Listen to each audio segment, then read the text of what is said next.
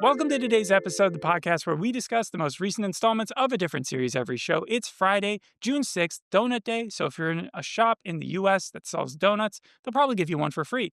D-Day as well. The last time that those two holidays coincided, 2014. The more you know.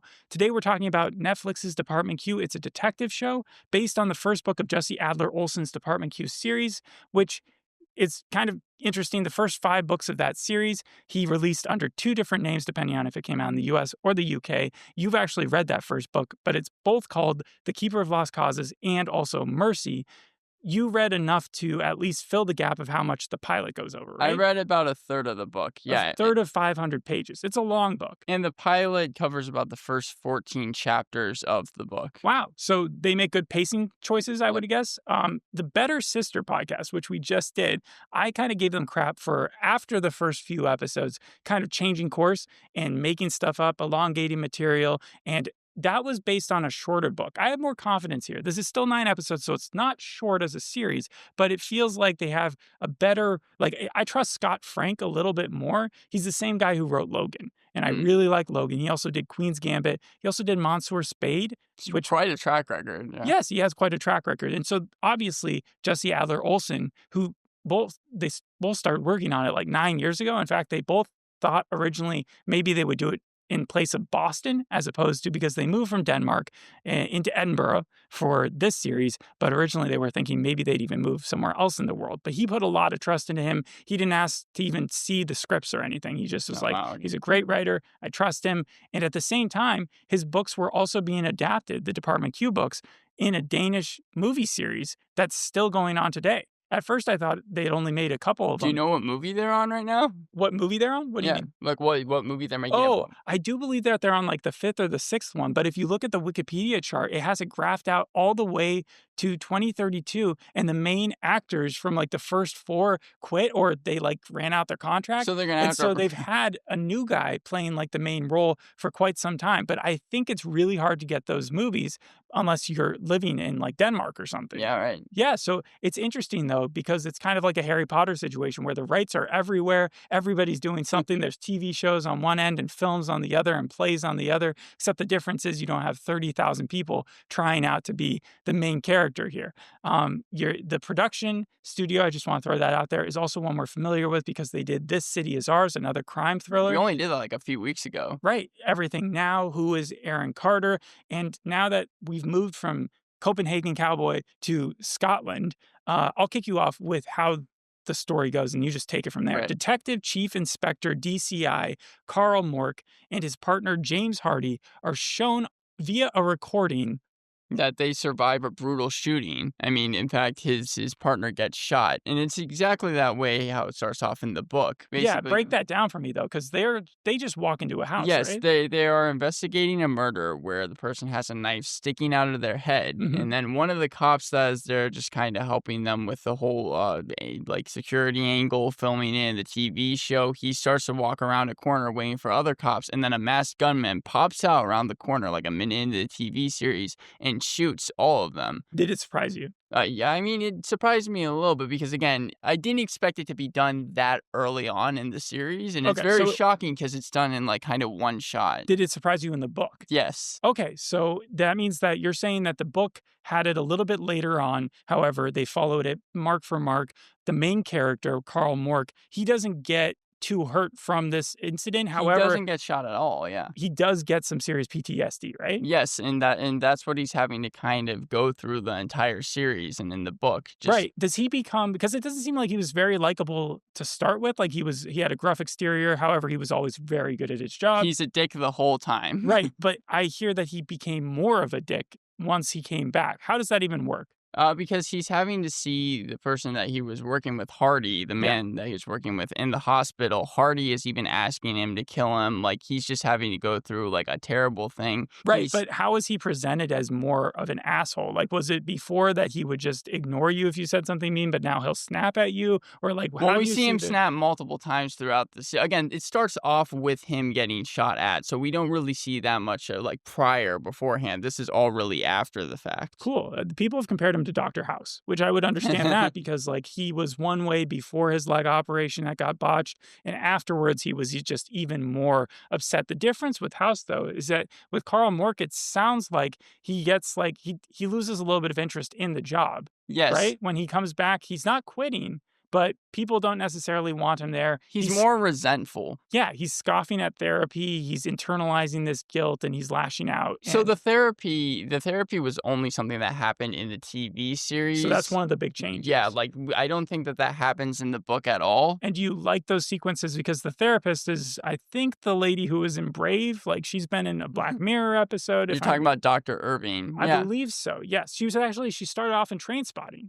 Oh, really? I don't even know who she played. I think she was the main character. Like, that was her feature debut, and she was also in the sequel. Yeah, no, I liked her character here. I thought that the therapy scene was interesting. I assume it's going to get more in-depth with that as the series goes on. Does he seem like he's cracking at least a little bit for her? Not even really that much. It just seems like he's pretty, it's just snarkiness the whole way through. So he's brought back onto the squad after taking a leave of absence, yes? Yeah. And his partner is paralyzed, or I know he's paralyzed in the book, but I don't know what they did in the show. Yeah, and I think it's the same way in the TV series. He's hospital bound. He's strapped to the bed, basically. But you haven't seen him do much besides just ask for himself, to have his pain taken out. So the strange thing is that in the book, and that's why I could understand what it was asking in the TV series, he doesn't say necessarily word from word, "I want you to kill me," but in the book he does, and that's obviously what they're making an homage to, so that's basically what he was asking for. Right. So before we get into the other changes, though, what happens when he gets back on the force? So it turns out that the chief of the police precinct learns that they're going to be opening up this new department, hence what Department Q is, and it's where they're going to take old cases, kind of reevaluate them. The more high profile, the better. This is all straight from the book, and they decide, you know what, since Carl, he's having like kind of some trouble adapting to everything, we're going to put him in charge of that. It's a department that's underground, and the big draw, because even the chief at first was like, I'm not sure if I want to do this, is that they are going to get more money for that department, which she doesn't even use for the department down under, but for the precinct itself. Is she shown as a selfish character in the show, or is she looking out for him in any capacity? I thought, I think she does. It's played by Katie Dickey. Is that her name or something? I think that she's from Game of Thrones. Yeah, no, and she does care for Carl, but it was kind of a dick move that she then decided to use the money for upstairs rather than downstairs. She played that weird lady in Game of Thrones, the one who was like feeding her son, right? Here she is way more normal. Yeah, she has like a couple different degrees, but yes, it's a PR move, and yes, it's just to kind of sweep him under the rug, get him out of the office. But he enjoys it. Instead of like wanting to leave at that point, he's like, well, I can just slack off here, right? It reminds me a little bit of Inside Out when happiness decided to just put sadness in kind of a corner. And that's where sadness it was exactly the element that they wanted to be in. Does he smoke? I think so. I think we see him smoke. I'm not 100%. I think he does though. Right. Yeah. Okay. And then he gets an assistant. Yes, he gets an assistant named Assad in the book. It's Akram here. Akram Salim, yes. Yes, and Akram, it seems like, is a little bit more down to earth, or he's more knowledgeable. Assad is a little bit dumb in the book. What did he do to get himself stuck with this dude? Okay, so Akram in the TV series continually wanted a job at the police precinct. Oh, and they just weren't giving him one, and then he was like, I'll take anything. But the person that he kept talking to, he would always give them baked goods, and because she liked the baked goods so much, she always would just keep him around and be like, oh yeah, we'll get to you in a second. So then, Carl, he needs an assistant because there's just boxes upon boxes, and it's like really bad down there. Is Salim like really type A? He's able to do all this stuff, and he's not going to get tired. He's just like a workaholic of sorts. Akram? Yes, Akram. Yeah. He definitely, at least in the book, is very much like into these cases, into like kind of cracking old cases and everything going on. I want to go back for a second because I did remember in the 2013 Danish movie, the description's a little funny because it says Carl Mørck is demoted to Department Q. And in the description for this, it said he was promoted. Definitely a demotion, though. I think demotion even in the actually... TV series, because they said they sold it as a promotion for him. And I kind of like that. They sold it as a promotion, but it's actually like a demotion. He's literally sleeping down there. Right. Like, he's not doing his job at all. He didn't have to turn in his badge. He didn't have to give up his gun or anything like that, right? Yeah, no, definitely not. Another thing about Akram Salim is that he's a Syrian refugee, which brought me back to the Transplant series. because that was a doctor. Now this guy is just an IT dude who's now working. I had kind of wished, and maybe they will, I don't know, I haven't seen the other 8 episodes, that they had made Akram just like Assad, because Assad was always someone who was maybe like a little thick in the head. He didn't understand things right away, but he always kind of act crazy. He would speed through traffic to try and get clues for the case and things like that. Nothing would stop this dude. Here it seems like Akram is he's more, he like understands what to do. It's funny, usually TV shows would try to infuse more humor. Right. And I've heard that there's some gallows humor in this show. Well, I was actually going to say one of my pros is that the show is a lot funnier than I was expecting. It's not a comedy, but there's a lot of dry humor with Carl's story being such a dick, which is something you wouldn't expect from the first scene with the shooting. You would think that maybe that would try and give his depression, his PTSD would like overwhelm any sort of snarky backtalk. But there's a lot of a lot of it kind of comes through dialogue. Is it like Logan was funny, where you had the interaction, this very serious circumstance where he's like taking care of a little girl, but they're just swearing at each other? That's not a bad comparison. That being said, it's also very dramatic, like in Logan. So both of those. So yeah. And he also did Godless. Scott Frank also did Godless. Oh, really? Yes, he just did a bunch of my favorites, but that also had some funny humor despite how bloody it ends up getting. So the point is, Salim, he's doing all the work, I guess, for Carl, because Carl's not really... Carl is doing some of the work. In fact, we even see some of Carl's detective skills. We learned that when some people are going over the shooting and who the shooter might have been, But is he supposed to be on that case? Is he supposed to be on the one... He sees that there was a McDonald's bag, and he's like, why is there a McDonald's bag here? And he realizes that the shooter was probably staying there, because they were like, why would he leave and come back just to get McDonald's? And then... wanted a Big Mac. And then Carl was like, that's not the question. The question you should be asking is, why was he staying there? So we know that he can like decipher cases. I think he's just I think he's kind of intentionally being lazy. Do you remember if it was a McDonald's in both the book and this, like, or did they change that? Wasn't. I don't think that was in the book. I think that was just in the TV series. So let's get the case of the episode, the one that really kicks off the cold cases. Right. You know, and they changed, I think, the name of the person. Yes, no. They changed the way that it's spelled. It's still Merritt Lingard, but I think like in the TV series it's with an I, and in the book it's with like 2 G's and a Y. So tell me about her and tell me how they show what ends up happening. Yeah, so in the book, she's a politician. She's like a Democratic MP, politician, right? And in the TV series, they changed her occupation where she's a prosecutor. Up-and-coming prosecutor. And in the TV series, we see her lose a case like very early on that she thought she had in the bag. It was over this guy named Finch, and she thinks that he pushed his wife down the stairs, but he's able to convince the jury through questioning that he basically comes out not guilty. And a lot of people get mad at her because she didn't approach the case in the right way. She was she was also very snarky, which is kind of the same as she was in the book. Right. But really, when we get her background in the TV series, that's when it's exactly like the book. She has a brother named Oof, and Oof was in a car crash when they were younger and can't speak. And in the TV series, his name is William. Yes.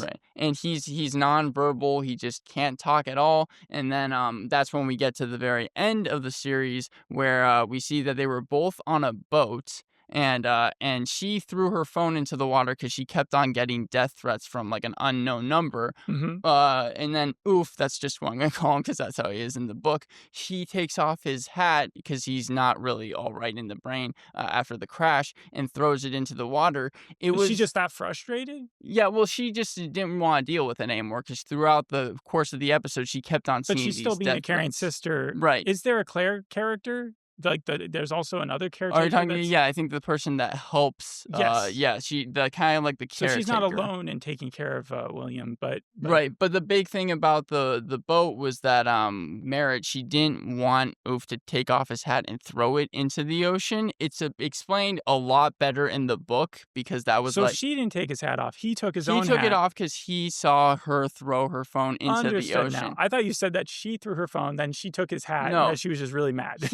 He was just kind of following suit. I get it. It wasn't as well done in the TV series, though, because it just seemed like it was a normal hat, where in the book, we learned that the hat was like his last prized possession that he was given the Christmas morning that his mom and dad died. Wow. But in the TV series, it came off a little dramatic because suddenly she's like yelling at him, and then he and if punches you didn't have the her. Backstory, yeah, then you're just kind of like, what's the big deal about it? So he knocks her out? Yeah, well, doesn't knock her out, but punches her. And then she ends up leaving, and then by the very end of the episode, we learn that she's being held captive. Right, but the way I was reading it was that they presented it like it was happening at the same time as Carl was looking at the cases, so that if you were just tuning in for the first time and you hadn't read the book, you wouldn't know that she was their first case, that she was the person. Right. But minor nitpick, it seemed a little unnecessary that they did that. Like I said, in the book, it's very, very clear from the very beginning, but here, it was supposed to be like a misdirection. Like Carl picks up the book and sees her picture, and suddenly she's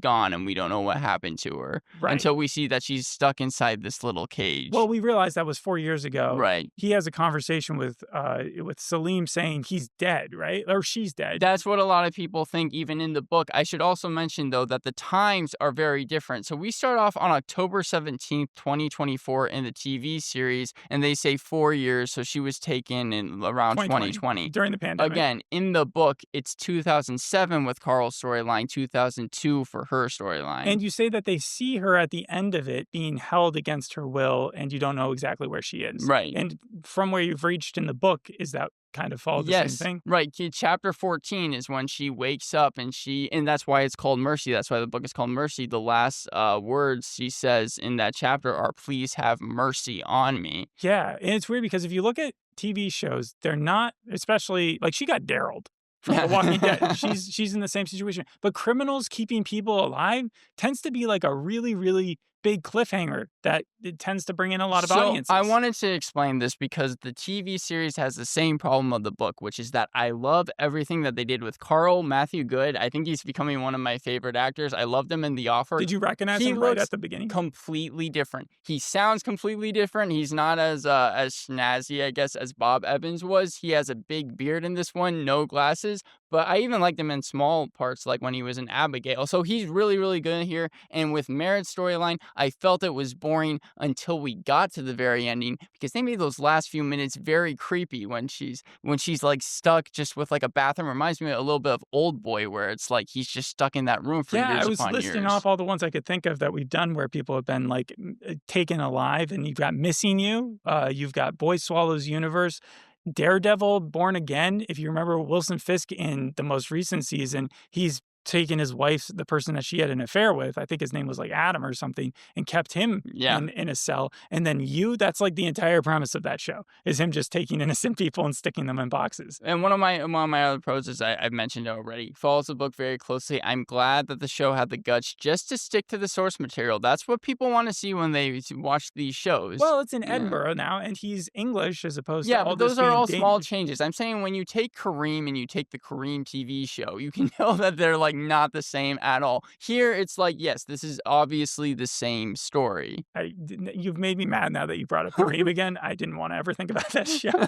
It's funny. The person who plays Merritt was actually in The Queen's Gambit, which Scott Frank, as we said, has done. She was the mom in the first episode. She was also in the Under the Banner of Heaven. So all these people come from stuff like big things. But like you said, Matthew Good has gotten a lot of credit for his portrayal here, except for the New York Times. The New York Times said he's too likable, even now. That's strange. He should have been played by someone even grungier. We do not see, at least in the pilot, that's all I've seen, but it does not seem like this guy is very likable at all. This is like over an hour pilot. I can't think of one scene where he really lets up that persona. I guess it was less about the persona and more just about his look and his mannerism or something. They were like, he just didn't have the level to which we would just be disgusted by this person. The only type of like time we see any type of like empathy is when he's talking to Hardy. And Hardy, I thought they maybe could have done.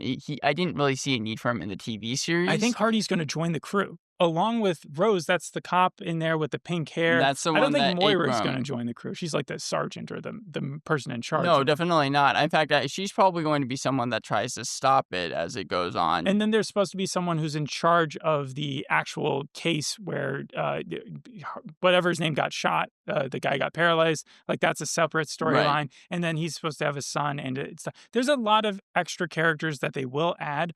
but I trust Scott Frank more than I guess I did with other people. And there's a lot of characters in the book. I mean, there's like Mark Jacobson as well. I think that that even Carl has a wife. So yeah, I mean, Does there's he? there's a I know he has lot a of people son. that they're going to have to probably include in this. Right. So let's get to our connections or comparisons. I would imagine, because kind of that's how The Wire started, sort of how Slow Horses started, where you had like kind of a misfit group that no one really wanted around, or they kind of like barricaded them to their own thing. And then they started cracking down on these really important, crazy cases Right. and Yeah. conspiracies. Yeah. And I mean, like, you can kind of, even though the tone is completely different, take any kind of like CBS show or like The Killing. I haven't seen The The Killing, Killing is Danish, but so that would be a very I'm sure adequate it's kind of comparison. the same thing, right? Because it Then deals. I would say more the dreary atmosphere or the grittiness that it's filmed in. However, it is Edinburgh, so there's probably more green. It's probably more lush. But yeah, the filming style, at least in the first little couple minutes that I watched, where they showed that it was filmed from a video recorder, that was kind of clever because it was like a body cam. Right. And that's how I was able to tell where we were, because it said 2024 in the corner. Very helpful. And then Endeavour. Is this character, since he's a British detective with a little bit of an edge, anything like Endeavour? Because I did not get Deborah Morris from Carl. I feel like Carl is just kind of, like you were saying, the house. He does not really have like an empathetic bone in his body. I wonder if Akram is a little bit like Will Trent, because he's also very like fastidious about certain things. And then the last crime drama that we really did with a Sherlock type character was Sherlock and Sherlock and Daughter. Yeah. I would doubt it's like that. No? No. How about Monster Spade? Because that's, again, Scott Frank. Yeah. Definitely with the way that Clive Owen played him, at least. There's definitely that edge. I'm probably going, I would say I'll watch the rest of the TV series. I like the way that it was shot. There was some slow parts here and there. Maybe it didn't have to be an hour 5 like it was, but I'm going to give this series a 7.5 out of 10. That's a high rating, because 5 is normal. And then 8.3 on IMDb, 83% on Rotten Tomatoes, 69 on Metacritic. So not everybody loved it, but 4 stars on Guardian. Hollywood Reporter called it sturdy. Variety says it never lets up. New York Times was one of the lesser, but it wasn't like trashing it. It just said it was a little dull, and the lead character issue was more that it was too likable a lead, and maybe they should have like gone for someone a little bit more gritty. And then Slate's and The Independent said it was a tropey-filled mystery, so they weren't as big of fans. The thing I'll talk about with the author, because the author is kind of his own super cool case. Jussi Adler-Olsen, born in Copenhagen, raised in a mental institutions, Wow. but not what you think. His parents were doctors, and so they had a residence at all these places, and he grew up there, and then he became a pop artist, like he was a guitar player in a bunch of bands, and then he studied medicine in school as well as filmmaking, and then after a managerial career, he began to write full-time in 1995. So he didn't know what he wanted to do in his life his entire life until he found writing, and then it seems like that's really taken off for him. So it's good for Jussi Adler-Olsen. Yeah, he did like 3 different jobs there. He had like 4 different lives in one life, and the fact that he's not only getting to shoo away Hollywood producers and trying to make movies out of his work, and instead just allowed them to make a TV show years after it happened. Like, most people don't get that opportunity. So Department Q, I even think that the reading material is probably worth a shot. Definitely. Yeah, I recommend it. All right. Thanks for listening. We'll see you on the next episode. Hope you enjoyed this one. Bye. Bye.